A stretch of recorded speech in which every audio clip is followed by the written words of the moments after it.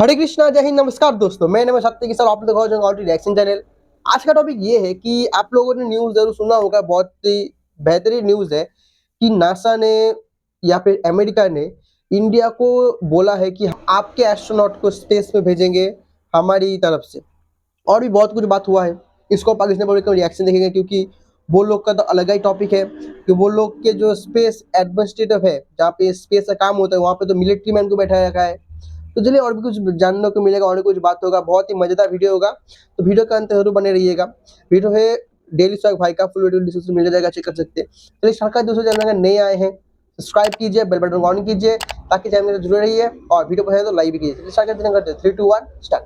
बात करने का पर्पस ये कि सर्च एंड रिसर्च टेक्नोलॉजी के बारे में बात करूंगा कि अमेरिका ने एक ना तारीख में जो ना होने वाली चीज़ की इंडिया को फंडिंग भी किया 6.1 बिलियन डॉलर्स की। उसके बाद इंडिया से वादा किया है कि भाई 2024 के अंदर हम इंडियन एक बंदे को जो कि इंडियन एस्ट्रोनॉट को हम खला में भेजेंगे, स्पेस के रिसर्च के लिए भेजेंगे। जलवा है हमारा।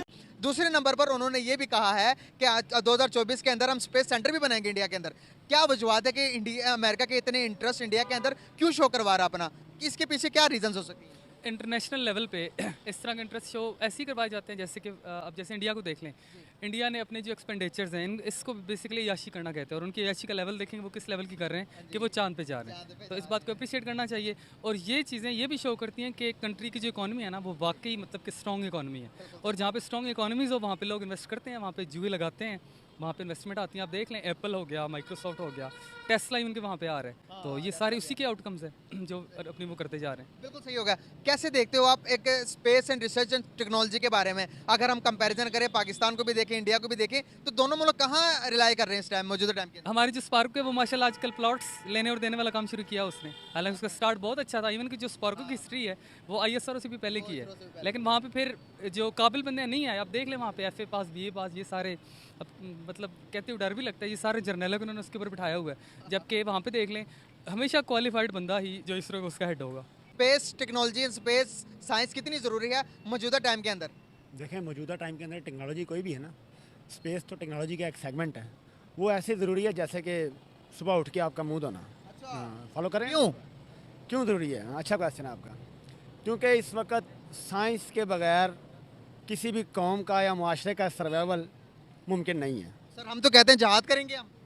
नहीं, हम तो नहीं कहते। साइंस के अलावा देखें, हम नहीं कहते। जो कह रहे थे वो भी अब अफ़गानिस्तान में मान के बैठे हैं कि नहीं, जहाद नहीं, टेक्नोलॉजी। अब देख लें, चाइना इन्वेस्टमेंट कर रहा है अफगानिस्तान में, कोई भी कर रहा है। मतलब देखें, हमें इंसान क्या कर रहा है?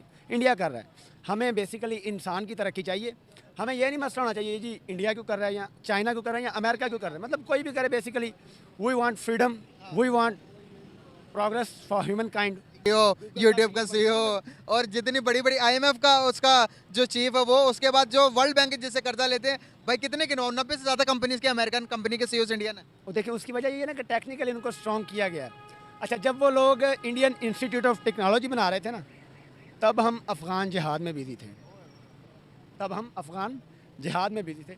देखें, मज़हब की जो अहमियत है वो अपनी जगह पे है और वो बिल्कुल होना चाहिए। मतलब मज़हब एक बाउंड्रीज देता है जिसके अंदर है कि कोई भी बंदा इजीली अपनी ज़िंदगी गुजार सकता है। और अगर मज़हब ना होता तो शायद यही लोग जो आपको इंसान बने नज़र आ रहे हैं, इन पे कोई कानून लागू ना होता तो यही हैवान बने होते। ये बहुत ज़रूरी है। हाँ जी। लेकिन जो दूसरी तरफ साइंस एंड टेक्नोलॉजी है ना, उसका तो हमें कुरान में भी बारहा कहा गया, क्या हो, खोज करो मेरे ज़मीन पर, मेरी कायनात पर। अल्लाह मियां खुद कहते हैं कि खोज निशानियाँ हैं। मतलब निशानियाँ अकल वालों के लिए। उसके लिए सोचना पड़ेगा। सोचने के लिए थोड़ी सी मेहनत होती है। मेहनत के लिए बस लोग राज़ी नहीं है, बाकी तो काम कर लेते क्या हैं। लगता है आपको, क्या हम सही मुसलमान हैं? अगर हैं तो मुसलमान, सही मुसलमान होने का मतलब ये कि डेवलपमेंट, सही मुसलमान होने का मतलब है साइंस में तरक्की, सही मुसलमान होने का मतलब है यहूदी को भी, ईसाई को भी, हिंदू को भी एक्सेप्ट करना, उसको भी इजाज़त देना कि भाई इस मुल्क के अंदर, ये मुल्क जितना एक मुसलमान मेरा है उतना तुम्हारा भी है। लेकिन यहाँ पर तो उल्टा हो रहा है। क्या कहेंगे इस बारे में? आपकी बात बड़ी अच्छी है। क्या हम इस बात के ऊपर आप लोग क्या बोलते हो? आप लोग का क्या धारणा है, जरूर कमेंट में बताइएगा। क्या मुजम्मिल भाई ने जो जो बताया है क्या वो बिल्कुल सही है? क्या यहूदी दूसरे हिंदू को रिस्पेक्ट करना यही क्या असल में है? तो कृपया मैं नहीं बोलूंगा, ये आप लोग बोलिए कमेंट में। सही मुसलमान हैं भी या नहीं? तो मुसलमान सारे ही सही होते हैं। अच्छा, क्योंकि किसी का जो नज़रिया है ना, वो उसे गलत नहीं मानेगा, वो ठीक ही होता है बकौल उसके। के बाद इस्लाम कंटेमिनेट होता है जब ये आता है हमारे नाम नेहाद मुल्ला के हाथ में। फिर वो जिधर चाहता है इस्लाम उधर चलता जाता है। और अब जो चलते चलते उसकी ये हालत इतनी बिगाड़ चुका है कि अभी हैं ठीक बंदे, उसके लिए भी बात मेरी वही है कि आपको फिर से मेहनत ही करना पड़ेगी। तरह से कितने अमेरिका के इंटरेस्ट इंडिया की तरफ क्यों होते जा रहे हैं, इसके बारे में क्या कहेंगे आप? सिंपल सी बात है, इंडिया एक लार्जर मार्केट है। डेमोक्रेसी अब से नहीं, शुरू से है हमारे, ऑन एंड ऑफ फ्रॉम जब से पाकिस्तान आज़ाद हुआ है रहा है। ठीक है ना, आप देखें ना, मिलिट्री भी हुआ है, डिक्टेटरशिप भी हुई है। हम लोगों ने from Inception of Pakistan democracy को तो चांस दिया ही नहीं, मिला भी नहीं है। ठीक है, लेकिन अब नई दुनिया है। सिंपल सी बात है, मार्केट जहाँ होगी, अमेरिका की market for a lot of reason, China का काउंटर करने के लिए वहाँ जा रहा है। दूसरी बात यह है कि ज़ाहिर है उसकी आबादी हमसे 3 गुना ज़्यादा है, तो उसकी मार्केट है। डॉलर रूल, सिंपल सी बात है, जहाँ आपका प्रोडक्ट बिकेगा ज़्यादा या आप समझते हैं वहाँ जो बंदा जाएगा। आपकी क्या राय है इसमें? मेरे ख्याल में वो मुसलमानों पे अपनी डोमिनेशन कायम करना चाहते हैं, मेरा तो यही ख्याल है। मुसलमानों इसके अलावा मैं और कोई नहीं कहना चाहता। हाँ, सर, हम इतने अनसिक्योर क्यों हैं? दुनिया में अगर देखेंगे तो हमारा मजहब सबसे ज़्यादा फैलाए जाने वाला मजहब में से है। अगर आप देखेंगे हम हर एक मजहब को काटते हुए आ रहे हैं और दुनिया के नंबर 1 में भी जा रहे हैं मजहब के लिस्ट में। 2030 या 40 तक दुनिया का पहले नंबर पर आ जाएगा इस्लाम। लेकिन फिर भी हम इतने इनसिक्योर हैं मजहब को लेकर, क्या कहेंगे? क्या ये सारी मजहब को गिराने के लिए काम हो रहे हैं कि वो स्पेस एंड रिसर्च टेक्नोलॉजी में इंडिया चांद पर चला गया, $5 ट्रिलियन की इकॉनमी बना ली? क्या कहेंगे? नहीं, बिल्कुल नहीं। देखिए, सिंपल सी हम कहते हैं इस्लाम सबसे ज़्यादा तेज़ी से फैलने वाला दीन है, लेकिन अफसोस की बात यह है कि हम मुसलमान इकट्ठे अब तक नहीं हो सके, जिसकी भी हमारी है, गलती हमारी है। अमेरिका और इंडिया पे डाल रहे हैं वो। सिंपल सी बात है, हम अपना घर पहले ठीक करें फिर दूसरों को देखें। हम लोग एकदम नहीं है, हम लोग हम यूनाइटेड नहीं है। हम दूसरों को हम क्या ब्लेम करें? हम अफसोस की बात है अब ये चीज़ होगी कि इस मस्जिद में ना जाओ, उस मस्जिद में ना जाओ, ये फ़िरका वो फ़िरका। यार, हमारे नबी पाक ने ऐसी कोई चीज़ नहीं हमें सिखाई। बिल्कुल, हमें मुसलमान हैं। हम मुसलमान हैं, दैट्स इट। जिस दिन हम लोग ये रियलाइज़ करेंगे उस दिन हम उठ खड़े होंगे। हमारे पास क्या ऐसी कमियां हैं जिसकी वजह से हम इंडिया का भी मुकाबला नहीं कर सकते? हम नीयत के, असली में हमारा पेट जो नीयत है ना, नीयतों के फतूर है। पाकिस्तान में हर चीज़ है, मौसम, हर चीज़ यहाँ है, रिसोर्सेज हमारे पास है। एक चीज़ जो लैक है वो शुरू से है, वो लैक ऑफ लीडरशिप है और सिंसियरिटी है। हम लोग कहते रहते करप्शन करप्शन। अफसोस की बात है कि जितने इदारे हो गए, आपके पास FIA हो गया, आपके पास एंटी करप्शन हो गया, आपके पास नैब हो गए, हज़ारों इदारे। यार, एक में मर्ज करो, खर्चा कम करो और जो लोग हैं उनको सही लटकाओ यार। फिर पाकिस्तान को देखो कैसे कोई रोक सकता है। हम सबसे पावरफुल हैं। जब हमारे अंदर मैं या हम ख़त्म हो जाएगा ना, और हम सब कलेक्टिवली हो जाएंगे कि यार हम सब एक हैं, उस दिन आप ख़त्म हो जाएगी ये सारी चीज़ें। जब तक हम यूनाइट नहीं होंगे यार, छोड़ दो ये पठान है, ये सिंधी है, ये बलोची है, बाहर आ जाओ, पाकिस्तानी बनो यार। कोर्ट और फौज सही हो जाए तो सब कुछ सही हो जाएगा। अच्छा, हाँ, बिल्कुल एग्री करते हैं। बिल्कुल एग्री करते हैं वो यार। अल्लाह करे कि हम लोग जल्दी से एक हो। जहाँ इंसाफ होता है तरक्की उधर होती है।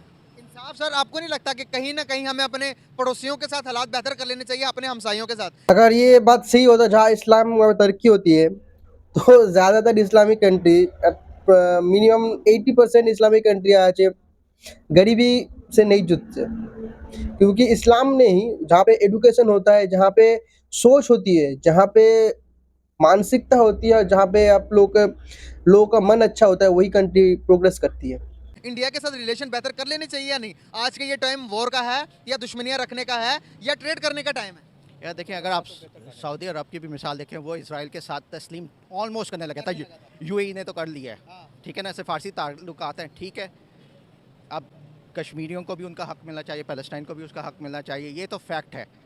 लेकिन हम लोग कैसे आवाज़ उठाएंगे? बोलना भूल गए आप लोग यूनाइटेड फ्रंट कि करेंगे तो उनके लिए आवाज़ बलूचिस्तान उठाएंगे। वाले को भी हक करेंगे मिलना तो वो हम चाहिए, सॉरी हिंदुस्तान वालों को भी हक मिलना हेल्प चाहिए। लेनी चाहिए लाजमी, ये अच्छी बात है। हेल्प लेनी चाहिए और पॉजिटिव हेल्प लेनी अगर हम मौजूदा टाइम के अंदर हम कश्मीर कश्मीर पिट तो रहे हैं, लेकिन हमारी उतनी वैल्यू है नहीं, दुनिया हमें मुंह नहीं लगाती, दुनिया हमारी बात सुनती नहीं है। आपको नहीं लगता कि पहले उस काबिल हो जाए, कश्मीर को लेने के काबिल हो जाए? मुल्क के हालात इस टाइम, हम कर्जे में डूबे हुए हैं। अभी फिर IMF के पास हम जा रहे हैं और हम UN के पास जाएंगे कि भाई कश्मीर हमें, तो इंडिया कहेगा कि भाई वहाँ पर क्या हो रहा है? इंडिया ने पूरे कश्मीर को डेवलप कर दिया। 370 के आर्टिकल के बाद आप कश्मीर की पूरी आप वो निकाल के देखिए, इंफ्रास्ट्रक्चर देखिएगा, आप हैरान रह जाएंगे। वो कहेगा भाई UN के अंदर कहेगा मैंने ये किया, आपने क्या किया? हमारे वहाँ पर कश्मीर में तो धरने हो रहे हैं, हमारे कश्मीर में तो आटे के लिए लाइनें लगी हुई हैं, चीनी के लिए लाइनें लगी। इन सब के बावजूद क्या वो हमारे पास आना चाहेंगे इंडिया को छोड़कर? देखिए, जहाँ तक आज़ादी की बात है, इंडिया में आज़ादी की बात है, इंडिया में मुसलमानों को ओवरऑल फ्रीडम नहीं है। आप अगर गाय ज़िबा कर दें या कोई भी काम कर दें, जबकि मुनाफ़कत की ये हद है, बिगेस्ट एक्सपोर्टर इंडियंस ही हैं गाय के। मिडल ईस्ट में मार्केट देख लें, वो अपनी काउज़, अपनी बफेलोज़ वहाँ बेचते हैं।